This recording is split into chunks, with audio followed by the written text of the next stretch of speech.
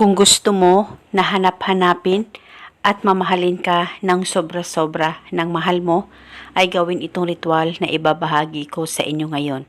Basta dapat palaging buo ang loob at tiwala mo sa mga ganitong pamamaraan. Pwede mo ito gawin sa kahit na anong araw o oras na gusto mo.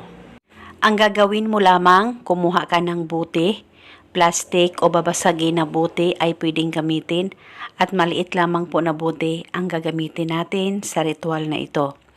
At pagkatapos, lagyan mo lamang ang buti ng kalahating suka at kumuha ka ng papel at panulat, isulat mo ito sa papel.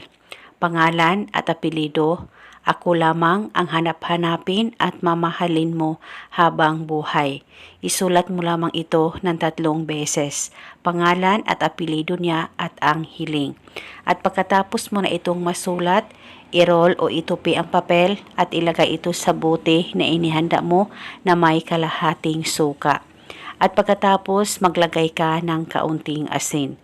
At bago mo takpan ang bote ay hawakan saglit, ilapit sa baba mo, pakaisipin mo siya, mag-focus at mag-concentrate ka at banggitin mo lamang ang nakasulat sa papel ng 3 beses, pangalan at apelido at ang hiling.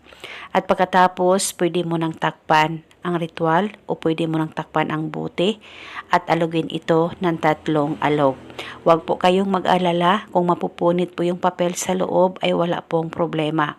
At itong ritual ay dalhin kahit saan ka man magpunta para ikaw ay palaging hanap-hanapin at mamahalin ng mahal mo. Basta itago itong ritual pang matagalan dahil isa itong gabay para patuloy ang pagmamahalan at magandang relasyon ninyong dalawa ng partner mo. Basta tiwala lang.